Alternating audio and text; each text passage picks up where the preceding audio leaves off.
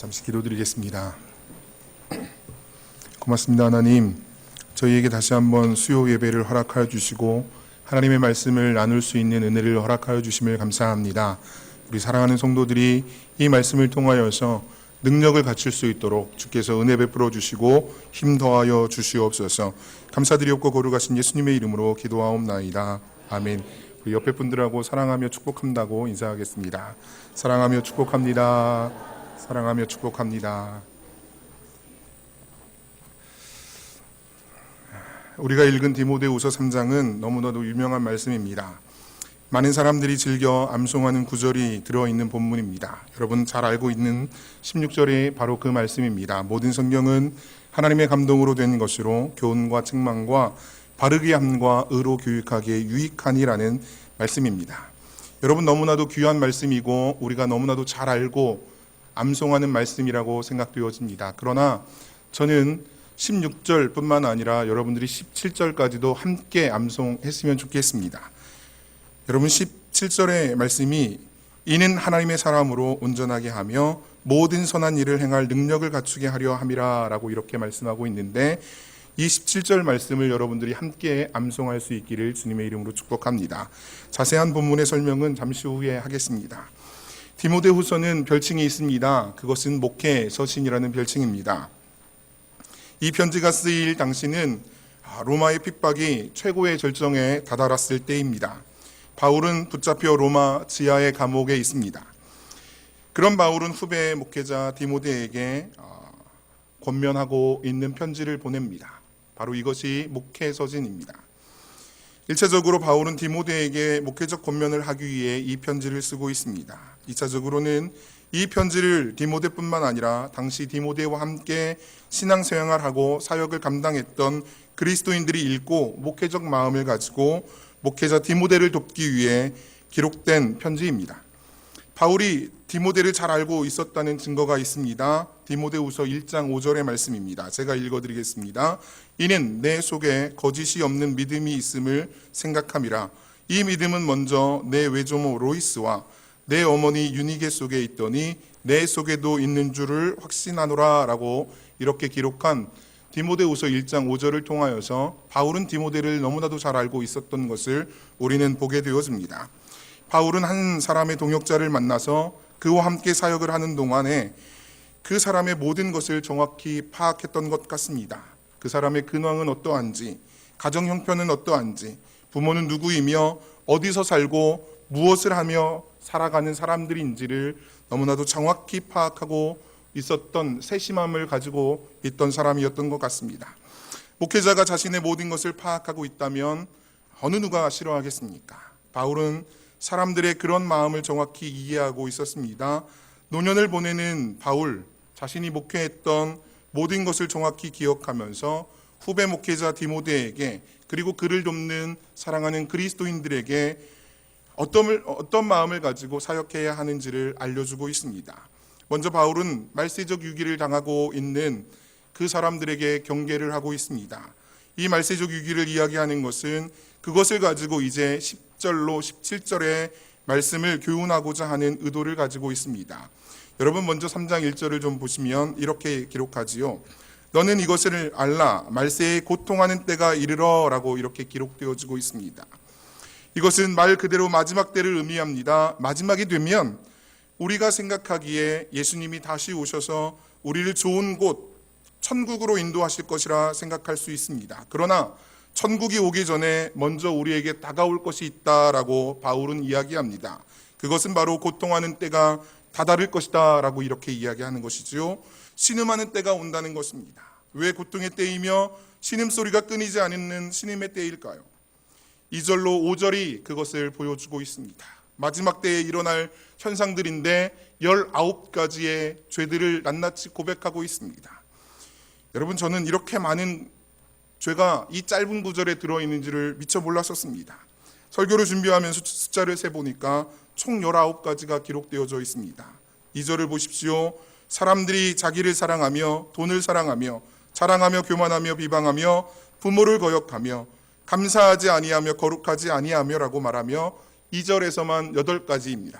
3절에서는 무정하며 원통함을 풀지 아니하며 모함하며 절제하지 못하며 사나우며 선한 것을 좋아하지 아니하며라고 이야기하면서 6가지 4절에서는 배신하며 조급하며 자만하며 쾌락을 사랑하기를 하나님 사랑하는 것보다 더하며라고 이야기하면서 4가지입니다. 그리고 마지막 5절에서 한 가지를 이야기하는데요.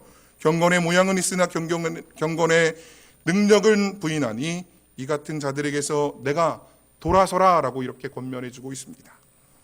여러분, 바울은 디모데에게 부탁하는 것입니다. 여러 가지 죄들에게서 돌아서라 이야기합니다.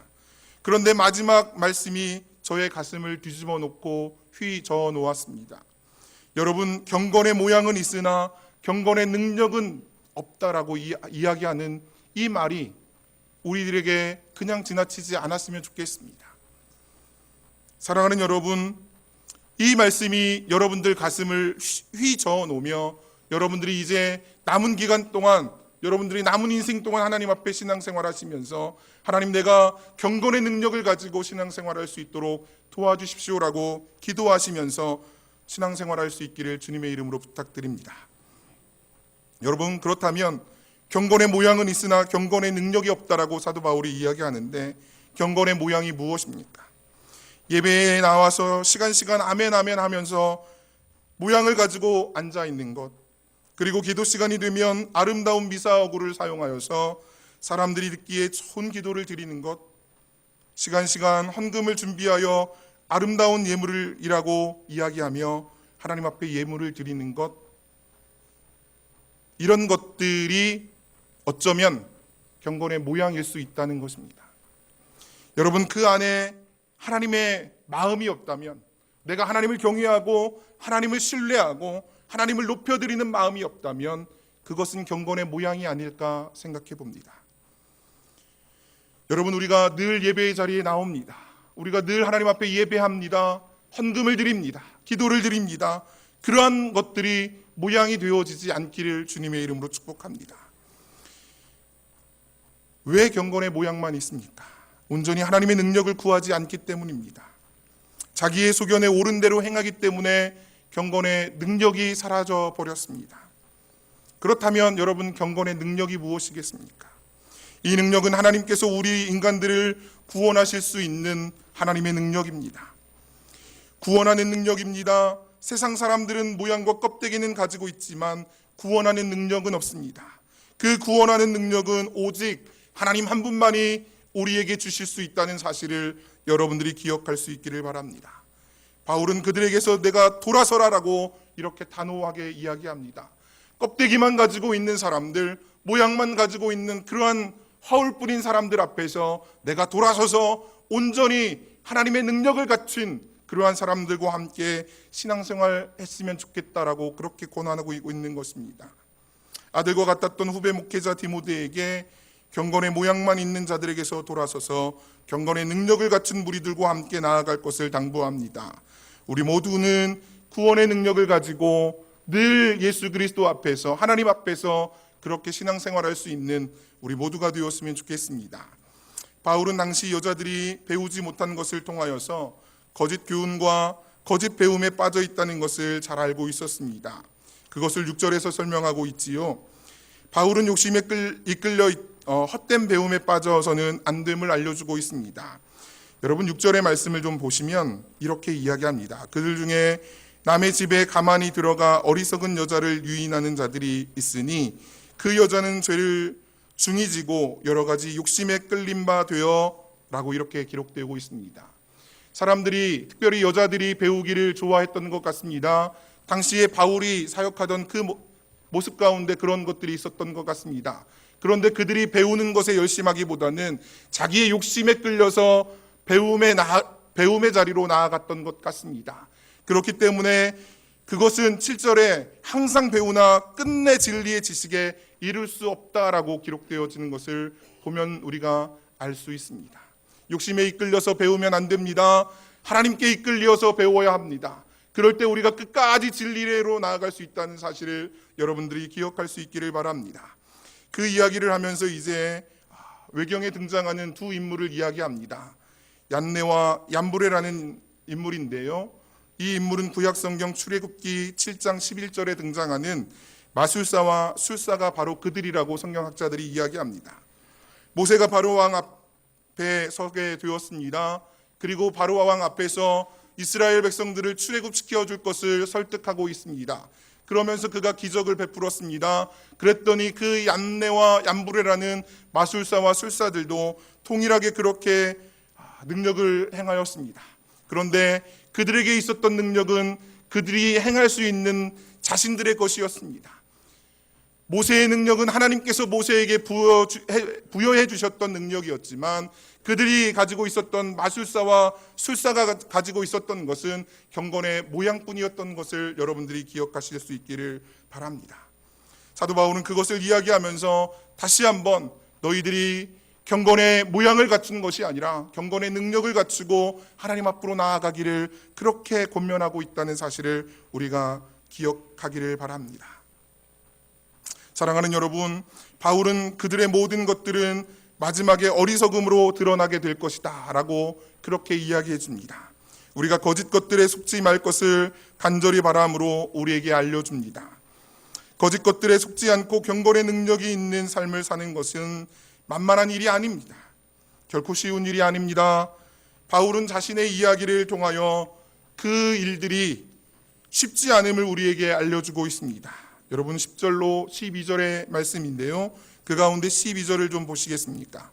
무릇 그리스도 예수 안에서 경건하게 살고자 하는 자는 박해를 받으리라. 아멘. 경건하게 산다는 것이 무엇인가요? 그리스도 예수의 마음을 가지고 하나님의 능력을 가지고 사는 것이 경건하게 사는 것입니다. 하나님을 의지하고 사는 것입니다. 경건하게 살아야 하는데 경건하게 살아가는 것이 쉽지 않음을 우리에게 알려주고 있습니다. 박해가 있습니다. 핍박이 있습니다. 견디기 어려운 시험에 노출되어져 있습니다. 세상의 악한 것들이 우리를 늘 넘어뜨리기 위해서 우는 사자와 같이 덤비고 있습니다. 우는 사자와 같이 덤비는 그런 악한 영들에게 둘러싸여 있는 우리는 바울이 디모데에게 해주었던 권면을 통하여서 우리도 다시 한번 우리의 신앙을 되돌아보고 점검하여 넘어지지 않게 되기를 주님의 이름으로 축복합니다. 이제 바울은 디모데에게 경건하게 살기 위해서 비결을 가르쳐 줍니다. 바로 14절입니다. 그러나 너는 배우고 확실한 일에 거하라. 너는 내가 누구에게서 배운 것을 알며. 아멘. 늙은 노 목회자 바울은 디모데에게 배우고 확실한 일에 거할 것을 당부합니다. 부탁합니다. 그렇게 부탁하는 이유는 디모데가 유약한 사람이었기 때문에 그렇습니다. 당시 디모데의 나이는 30세를 갓 넘긴 나이였다고 성경학자들이 이야기합니다. 그러나 그의 마음과 심리적 상태는 너무나도 유약해져 있었습니다. 그런 디모데에게 바울은 편지를 보내고 있습니다. 네가 배우고 확실한 일에 거했으면 좋겠다라고 그렇게 편지를 보내고 있습니다. 당시 많은 사람들이 배움에 참여하였습니다. 그러나 그들은 배움에 그치고 끝까지 진리를 사수하지 못하였습니다. 우리가 좀 전에 보았던 7절의 말씀이 우리에게 그것을 설명해 주고 있지 않습니까?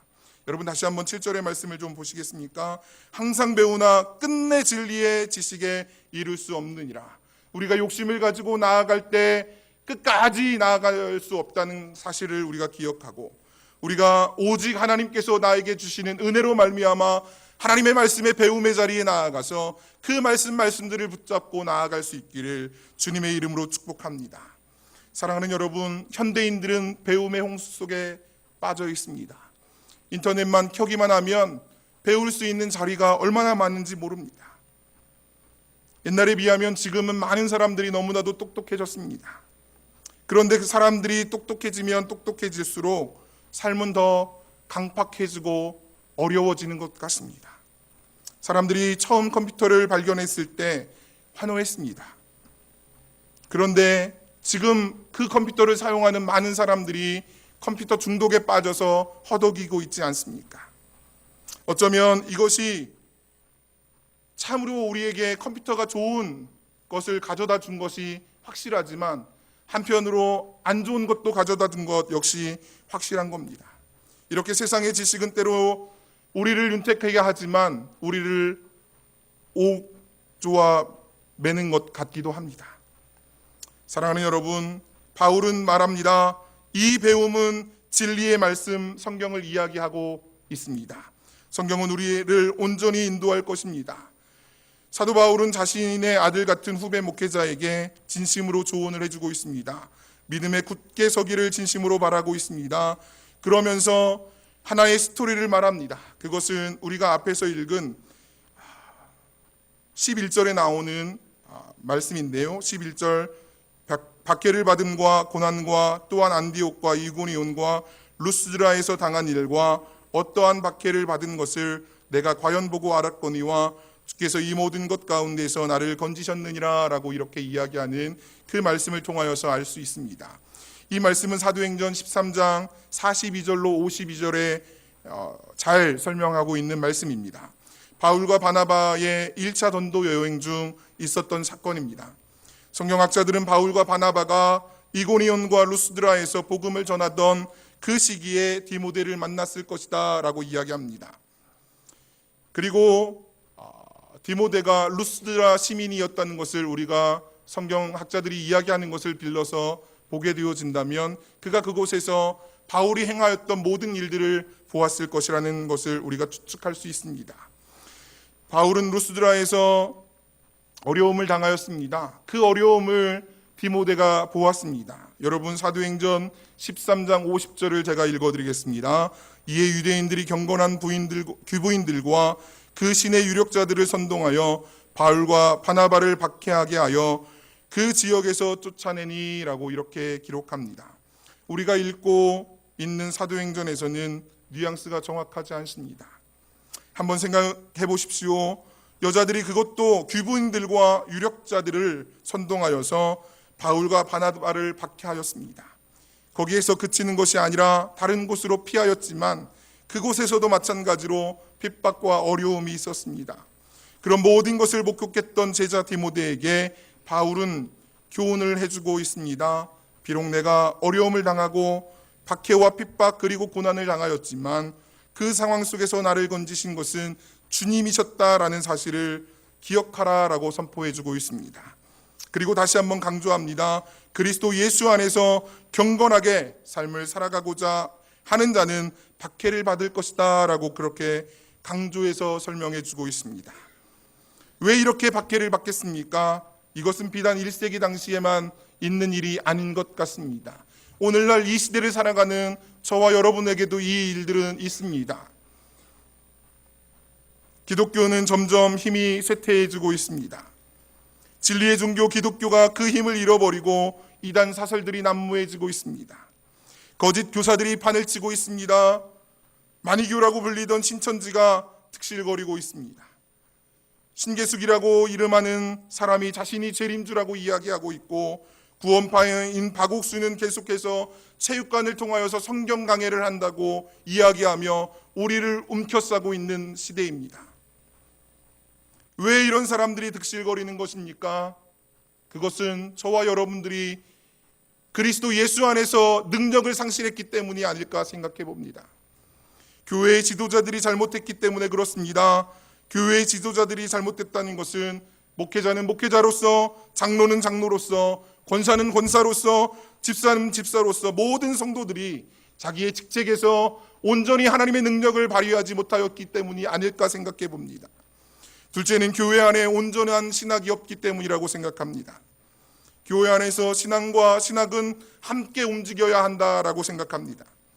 예를 들면 우리는 세례를 받을 때 소유리 문답을 공부했습니다. 특별히 일문일답을 공부했습니다. 여러분, 소유리 문답 일문이 뭐라고 질문합니까? 사람의 제일 된 목적이 무엇입니까? 라고 이렇게 질문하지 않습니까? 그 대답은 무엇입니까? 예, 사람의 제일 된 목적은 하나님께 영광을 돌리는 것이고 날마다 그분을 찬양하는 것입니다라고 그렇게 이야기합니다. 여러분, 하이델베르크 요리문답이라는 것이 있습니다. 그것의 일문에 이렇게 질문합니다. 사나 죽으나 당신의 유일한 위로가 무엇입니까? 라고 이렇게 질문합니다. 그 대답은 이렇습니다. 내 영혼과 육체는 생사간에 있어서 나의 것이 아니라 나의 진실하신 구주이신 예수 그리스도의 것입니다.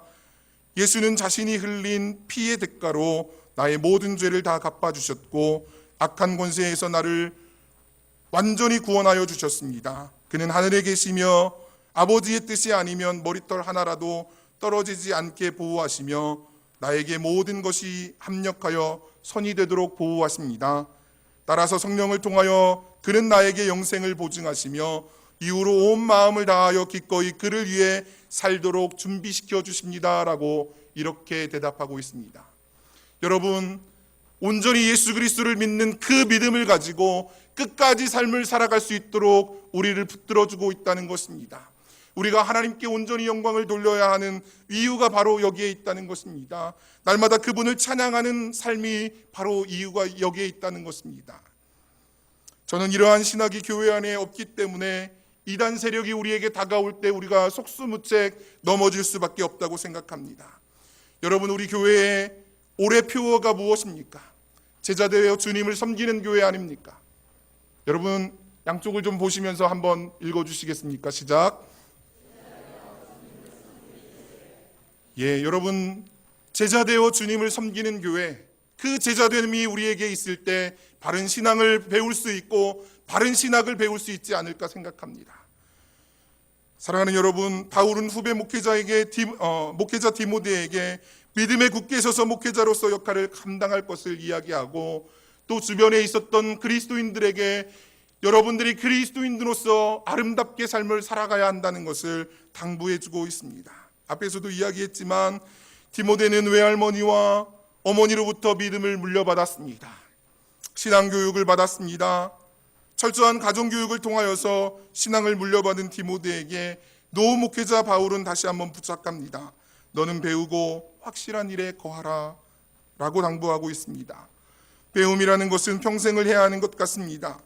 특별히 성경을 배운다는 것은 평생을 작업해도 끝나지 않는 것 같습니다. 매일매일 성경을 읽고 묵상하고 배움의 자리에 나와도 읽을 때마다 새롭게 다가오는 것이 이 하나님의 말씀인 것 같습니다.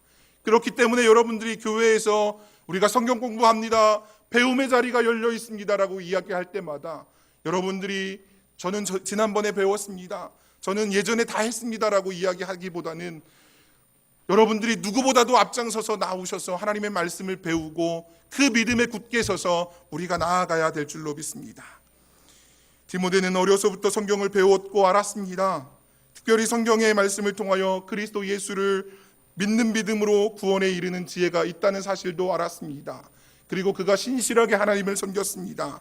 그런 디모데를 잘 알고 있었던 바울이 다시 한번 디모데에게 권면하고 있는 것입니다. 절대로 흔들리지 말라. 절대로 거짓 교사들에게 미혹당하지 말라. 내가 거짓 교사들과 대항하여 교회를 지켜야 한다라고 그렇게 이야기하고 있습니다. 성경에 어떤 말씀이기에 목회자 바울은 디모데에게 성경을 통하여 배운 것에 흔들리지 말아야 한다고 말하고 있는 것입니까? 성경 말씀은 어떤 말씀을 기록한 책이기에 지금까지 수천 년 동안 이어져 내려오고 있겠습니까? 성경이 어떤 능력을 가지고 있기에 바울이 16절과 17절에서 그렇게 거창하게 이야기하는 것일까요? 여러분, 우리 다 같이 16절과 17절의 말씀을 한번 읽어보시겠습니다. 시작.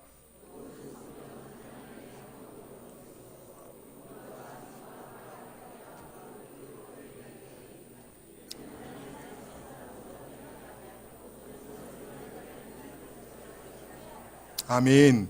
우리가 여기서 두 가지를 생각해야 할 것 같습니다. 첫째는 성경의 기록자는 누구인가를 살펴보아야 합니다. 여러분, 성경의 기록자는 누구입니까? 우리가 읽은 16절에서는 모든 성경은 이라고 이렇게 이야기하며 하나님의 감동으로 된 것으로 라고 말하고 있습니다. 그러나 헬라어 원문에 보시면 이렇게 이야기한다고 합니다. 하나님의 감동으로 된 모든 성경은 이라고 이렇게 되어져 있다고 합니다. 여러분, 모든 성경은이 아니고 하나님이 기록한 모든 성경은 이라고 되었습니다. 하나님의 감동으로 기록된 모든 성경은 이라고 이렇게 이야기하고 있다고 합니다. 여러분, 그렇다면 왜 이렇게 번역하고 있을까요? 그것은 문장을 매끄럽게 하기 위함입니다. 그냥 문장을 매끄럽게 하기 위하여서 모든 성경은 이라고 이렇게 우리 번역자들이 번역한 것 같습니다.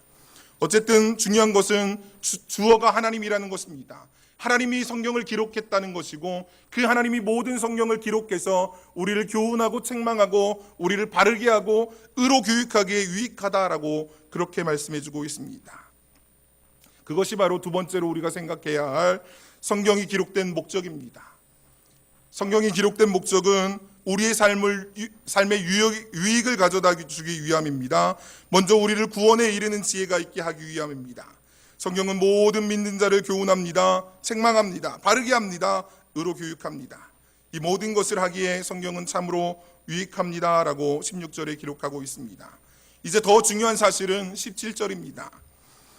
이는 이라고 시작합니다. 종속 접속사로 시작해서 앞에 이야기를 받아서 이제 결론을 맺어주는 것이지요. 하나님의 감동으로 된 성경이 우리를 교훈하고 책망하고 바르게 하며 나아가 의로 교육하는 이유는 하나님의 사람을, 그리스도인들을 온전하게 하기 위함이다라고 선포해주고 있습니다. 여러분, 우리가 성경을 배워야 하는 이유 무엇입니까? 우리가 하나님의 사람으로서 온전하게 이 땅 가운데 삶을 살아가기 위함입니다. 그렇기 때문에 우리는 날마다 성경을 배워야 하며 그 성경 말씀 위에 든든히 세워져 가야 될 줄로 믿습니다. 사랑하는 여러분, 하나님의 사람을 온전하게 하기 위함이라고 이야기하는 이 말씀을 영어 번역에서는 이렇게 번역한다고 합니다. 하나님께서 사용하시기에 합당하도록 준비시켜 주신다라고 이렇게 번역하고 있다고 합니다. 성경은 우리를 하나님이 사용하시기에 편하도록 만들어가고 계십니다. 성경은 우리가 하나님이 사용하시기에 편리하도록 우리를 변화시켜 주시고 하나님의 뜻에 합당하게 삶을 살아갈 수 있도록 만들어 주신다라고 이야기하고 있습니다. 그렇기 때문에 우리는 날마다 말씀을 배워야 하고 말씀을 묵상해야 하고 그 말씀의 자리에 늘 들어가 있어야 될 줄로 믿습니다. 사랑하는 여러분, 우리 교회 표어 제자되어 주님을 섬기는 교회입니다. 왜 제자되어 주님을 섬기는 교회입니까? 첫째로는 하나님께 영광을 돌리는 것이 우리의 목적입니다. 둘째로 세상의 축복이 되는 교회가 되기 위함입니다. 그러기 위해서 우리를 온전하게 하는 이 능력 있는 하나님의 말씀 늘 배우시고 묵상하시고, 이 배움의 자리가 언제든지 열려 있다면 여러분들이 주저주저 마시고 제일 먼저 등록하시고 제일 먼저 오셔서 말씀 배우셔서 올 한 해 온전히 제자되어 주님을 섬길 수 있는 우리 모든 성도들 되어 주시길 주님의 이름으로 축복합니다. 아멘. 기도하겠습니다.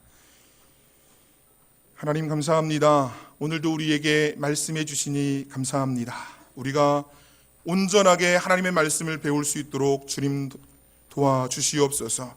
그리함으로 말미암아 선한 능력을 행할 수 있는 우리 모든 성도들 될 수 있도록 주님 붙잡아 주시옵소서.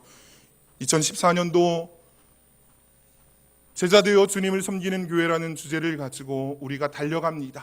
주님, 우리 모든 성도들 제자되는 일에 최선을 다하여서 하나님께 영광 돌리게 하시고 세상의 모든 사람들에게 그리스도의 향기를 발할 수 있는 우리 모두가 되게 하여 주시옵소서. 감사드리옵고 거룩하신 예수님의 이름으로 기도하옵나이다. 아멘.